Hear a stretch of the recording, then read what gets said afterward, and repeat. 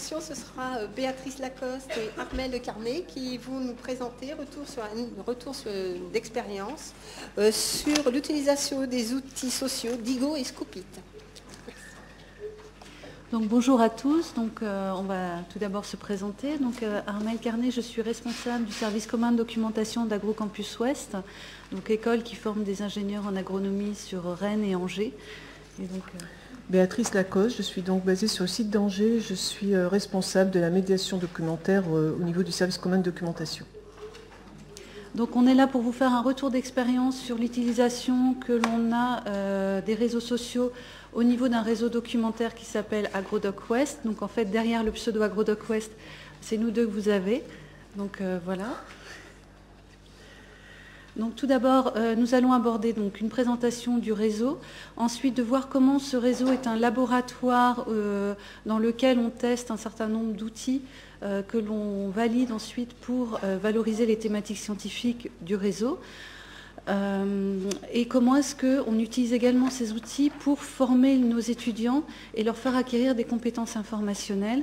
Et enfin, on posera un bilan en fait de notre action via les réseaux sociaux et on ouvrira sur les perspectives du réseau AgroDoc sur 2013-2014.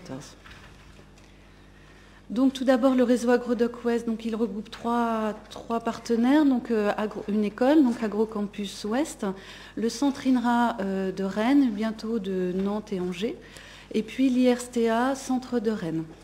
Donc cela représente 17 bibliothèques et 24 professionnels IST qui travaillent en réseau depuis maintenant presque une dizaine d'années. Donc nous avons mis en place en 2005 un portail documentaire et une base de données unique qui permet d'accéder à l'ensemble des ressources documentaires et des publications scientifiques des 3 organismes du réseau. Et nous avons depuis notamment maintenant 2 ans une présence active sur les réseaux sociaux, notamment sur Twitter, Scoopit et Digo. C'est par les biais de notre présence sur ces réseaux que l'on a été sollicité pour faire cette présentation et ce retour d'expérience aujourd'hui. Donc les enjeux pour nous, pourquoi est-ce qu'on a souhaité être présent de façon active sur les réseaux sociaux? C'était tout d'abord pour pouvoir collaborer et partager des ressources documentaires, mais aussi humaines, financières, logistiques. Enfin, c'est tout un enjeu autour du réseau AgroDoc West plus global et que l'on peut valoriser au travers les réseaux sociaux. Ensuite, ça nous permet de valoriser les thématiques scientifiques et de pouvoir avoir des outils de médiation documentaire, notamment avec nos usagers et particulièrement avec les étudiants et les doctorants. Et enfin, ça nous permet de développer les compétences informationnelles des usagers du portail et de viser en fait à l'autonomie de nos usagers en matière de gestion d'information. Donc le choix de s'investir sur les réseaux sociaux, c'est une politique volontariste de la documentation d'AgroCampus Ouest, puisqu'on a une personne qui est dédiée à cette activité-là au sein du service commun de documentation, donc Béatrice. Ça nous permet d'augmenter notre visibilité au sein de notre communauté en interne, mais aussi à l'externe, et ça nous permet d'expérimenter des outils et des technologies de l'information et de la communication, et ensuite de pouvoir réutiliser ces outils-là dans le cadre de nos formations documentaires et de toujours un peu surprendre nos usagers de façon à pouvoir leur faire acquérir de compétences informationnelles sans que forcément ils s'en rendent compte. Voilà. Donc notre réseau est un réseau laboratoire dans le sens où on s'autorise en fait à tester un certain nombre d'outils et pour au final tester un petit peu l'impact qu'ils peuvent avoir et s'ils correspondent bien aux besoins que l'on souhaite remplir et ensuite du coup d'en choisir un certain nombre de façon à vraiment les renforcer pour valoriser nos thématiques scientifiques. Alors comme l'a dit Armelle, on aime beaucoup tester, expérimenter. On a commencé avec NetVibes il y a à peu près 2 ans. On avait développé 5 interfaces de NetVibes sur nos thématiques scientifiques. Et il s'est avéré au fil du temps que ces 5 interfaces étaient difficiles à gérer au niveau du service et qu'en plus, il y avait une difficulté pour les usagers de se repérer par rapport à notre portail documentaire. Donc c'est un outil qu'on a, je ne dirais pas abandonné, mais qu'on a laissé de côté, en tout cas qui nous a beaucoup aidé pour valoriser, en tout cas aider les étudiants à travailler sur la veille documentaire en TD. On a ensuite testé 3 outils en même temps, Symbaloo, Pearl-Trees et Delicious, avec la difficulté de se retrouver avec des outils qui n'arrivaient pas à gérer nos 200 signés et nos 15 thématiques. Ça devenait assez vite illisible, confus, donc ce n'étaient pas les outils adaptés à nos besoins. Alors, ce qu'on fait quand on teste, quand on parle de test, on aime tester avec nos usagers, c'est-à-dire nos usagers, ce sont d'abord nos étudiants que l'on forme, et on forme nos étudiants avec ces outils-là, et on essaie d'avoir leur retour, et on les écoute. On travaille aussi en équipe. Cela veut dire que derrière la notion d'équipe, on essaie de faire des journées internes de formation auprès des collègues et on écoute aussi les collègues par rapport aux outils qu'on leur présente. Nos critères, ils sont assez simples, tout compte fait, c'est d'avoir un certain équilibre, un équilibre certain entre l'attente des usagers et nos exigences à nous au niveau du service. Tout usager a besoin de trouver facilement l'information, de se tenir informé, d'avoir des outils intuitifs où il se repère facilement, et collaboratif. Alors quand je parle de collaboratif, je pense aux étudiants qui aiment travailler leur gestion de projet dans des groupes et de travailler avec des outils. Quant à nous, au niveau du service, on voulait vraiment mettre en place un catalogue de signés, parce qu'on avait énormément de liens, et il fallait les mettre en avant.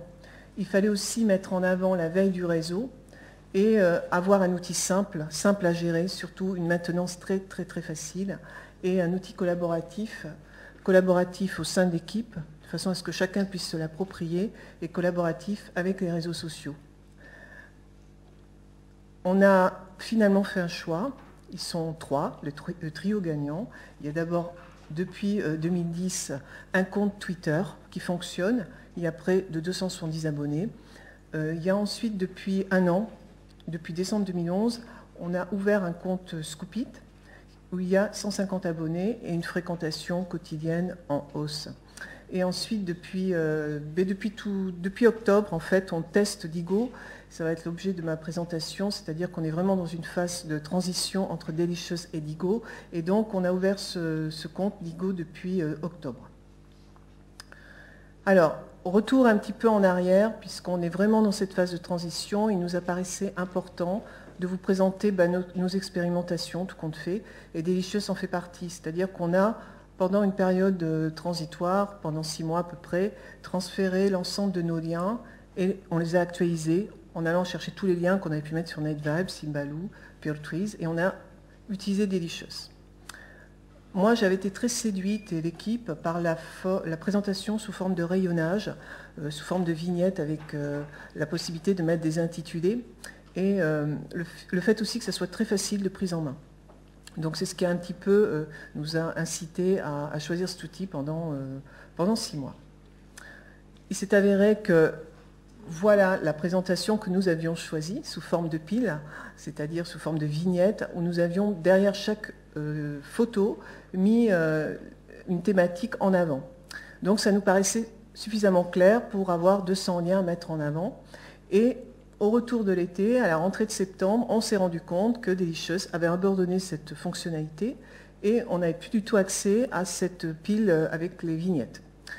Donc, quand on a regardé l'outil, on s'est dit, c'est un peu confus, ce n'est pas du tout une bibliothèque lisible de liens, il va peut-être falloir penser à faire autre chose. Et on a une de nos collègues qui connaissait Digo, qui nous a incité à essayer l'outil Digo.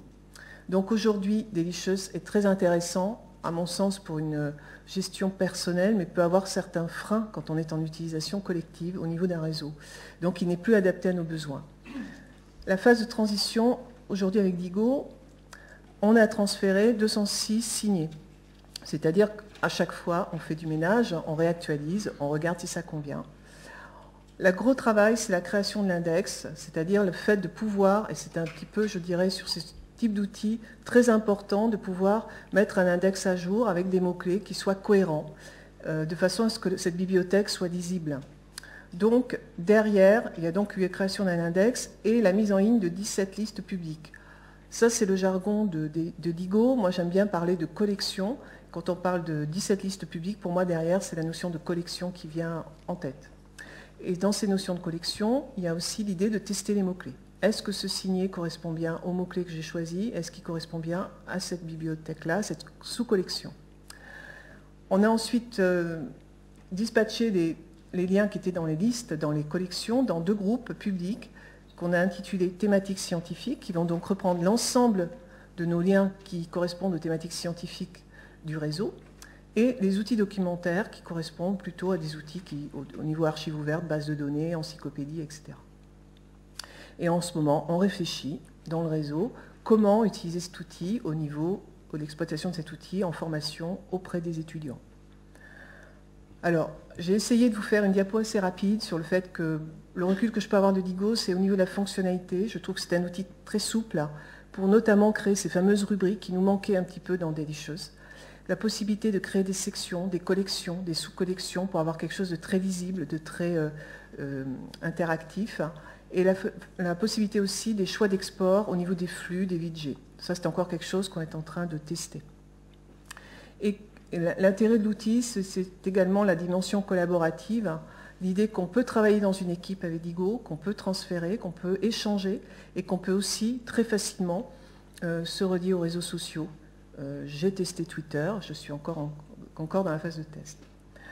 Et il nous semble intéressant au niveau de la médiation documentaire, et on pense toujours à nos utilisateurs, à nos usagers, par rapport au fait que ça facilite leur recherche parce que la bibliothèque est assez claire. On en verra tout à l'heure une copie d'écran. On va la voir tout de suite d'ailleurs.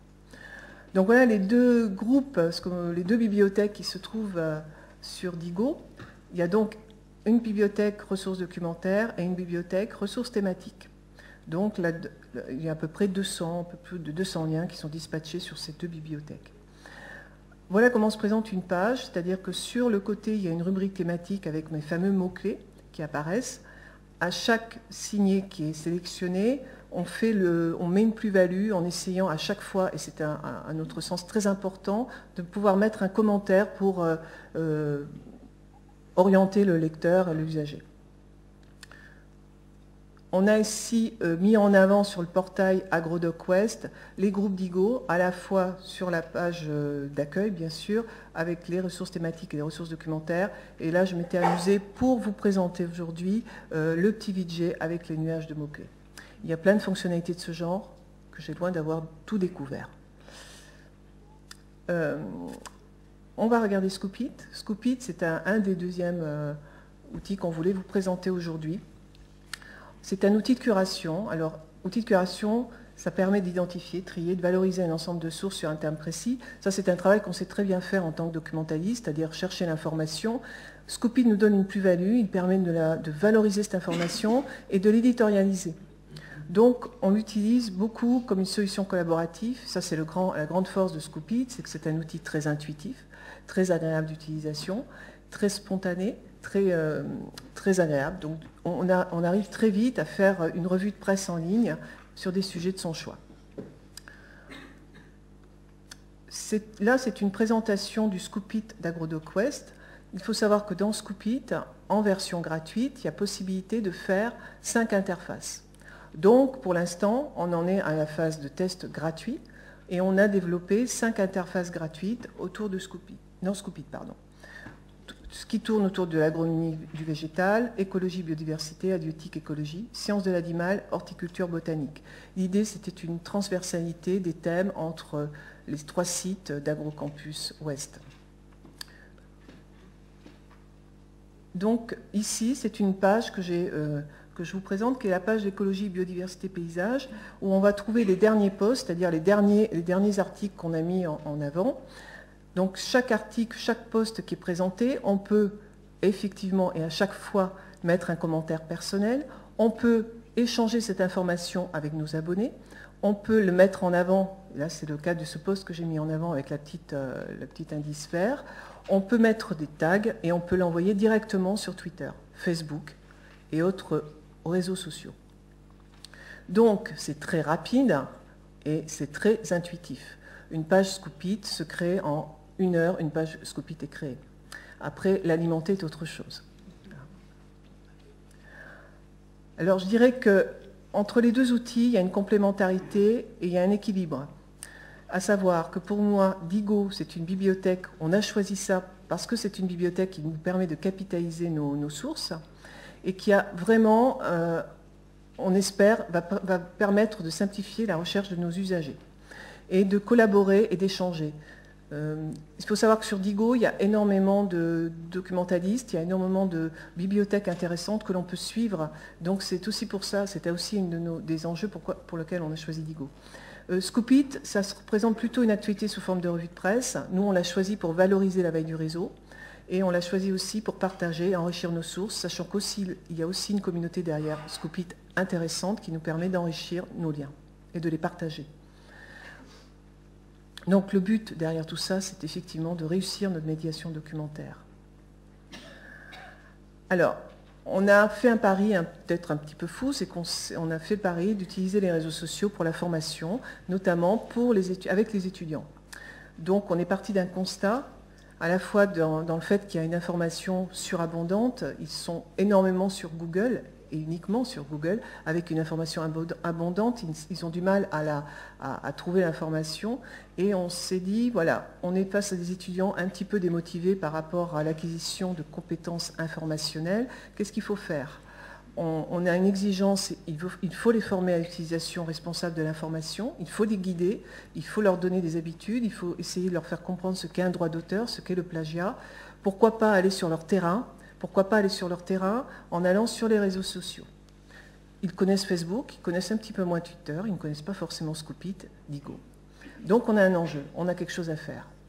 On va essayer d'inventer quelque chose, et en ayant un objectif derrière très précis, l'outil étant un prétexte, est-ce que avec ce prétexte-là, pourquoi pas leur faire acquérir une méthodologie de recherche, maîtrise de l'information, qu'ils aient une attitude responsable et éthique. On verra tout à l'heure 2 exemples de Scoop.it d'étudiants, et ce que j'ai pu faire derrière par rapport à cette attitude responsable et éthique. Leur faire découvrir des outils, parce qu'ils connaissent bien Google, ils connaissent Facebook, mais ils ne connaissent pas tous les outils collaboratifs qui peuvent exister. Et surtout, les initier à la veille documentaire. Donc derrière ça, il y a un enjeu énorme pour nous, c'est-à-dire leur faire découvrir une méthodologie de recherche documentaire, un peu la pédagogie par l'erreur. Je cherche un site, je trouve un site, je le mets, est-ce qu'il est valable, est-ce qu'il n'est pas valable, etc. Donc, je suis assez fière de ces deux promotions-là parce qu'ils m'ont fait un gros cadeau. J'ai fait une formation avec eux qui a duré 5 heures, à peine 5 heures, pour leur expliquer la méthodologie de la recherche documentaire. On est sur un public de master, et en leur disant, voilà, moi, je peux peut-être vous aider pour essayer de réussir votre veille documentaire et réussir vos revues de presse. Je savais que ces 2 promos avaient des revues de presse tous les 15 jours, et je me suis dit, on va faire ce pari-là, je vais vous aider à faire votre recherche documentaire, je vais vous aider aussi à mettre en avant votre revue de presse. Donc je leur ai présenté en 5 heures tout ça, et aujourd'hui, ils ont en ligne 2 Scoop.it qui fonctionnent très très bien. Le premier a démarré en M2 Flamme, qui sont des étudiants qui sont sur la filière fruits et légumes, alimentation, marché, a démarré ça au mois d'octobre. Et 3 semaines après, j'avais un autre groupe de masters qui sont venus taper à ma porte de mon bureau pour me demander « aidez-nous, formez-nous sur cet outil-là ». Donc aujourd'hui, ce sont 2 groupes qui fonctionnent très très bien. Et la plus-value, c'est que j'échange avec eux et qu'on échange ensemble. On partage de l'information entre documentalistes et étudiants. Donc pour nous, utiliser les outils des réseaux sociaux, c'est forcément faciliter l'apprentissage de la méthodologie, de la recherche documentaire, sachant qu'il se passe beaucoup de choses dans une séance de TD. Quand il y a un outil comme ça, on trouve un site, on regarde sa pertinence, on parle de droit d'auteur, on parle de plagiat, on met une image, qu'est-ce qu'on fait de cette image ? Ça permet d'aborder les notions clés de validation, de pertinence de l'information.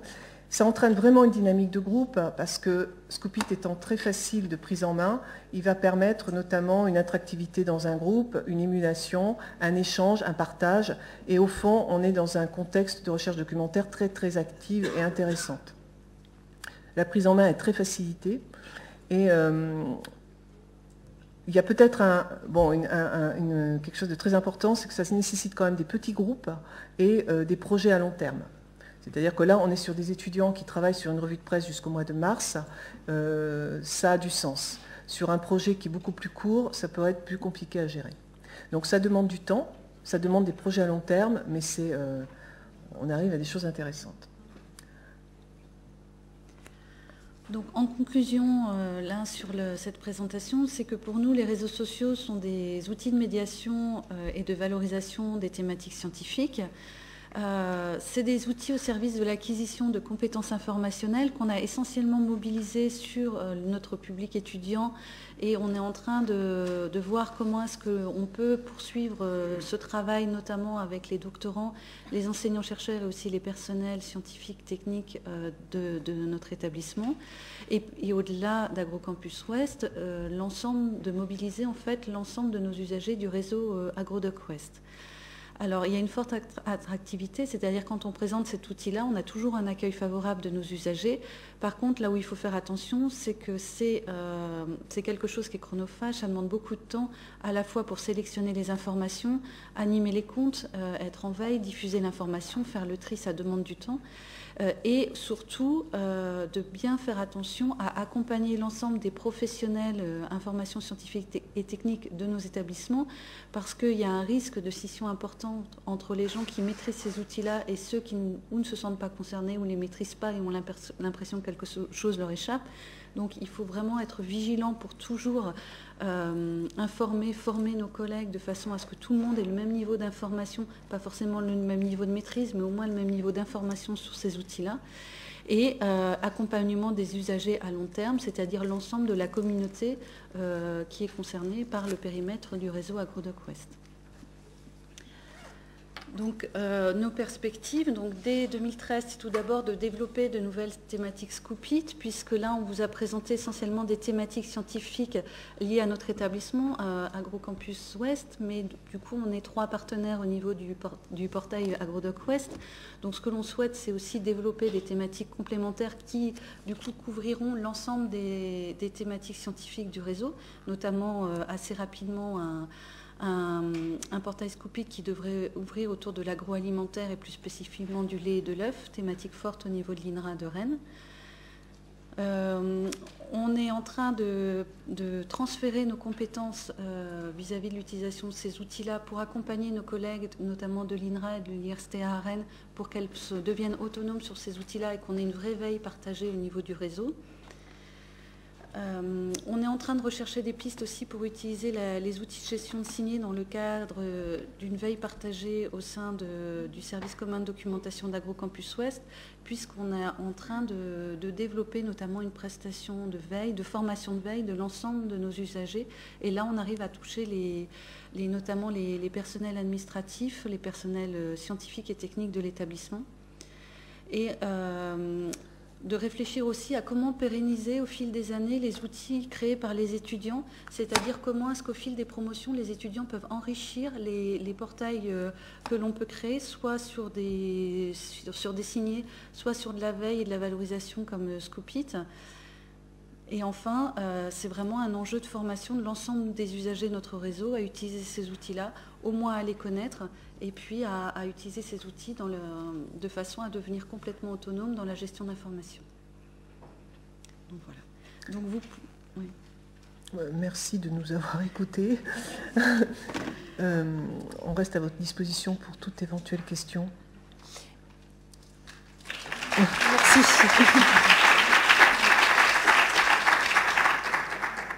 Est-ce que vous avez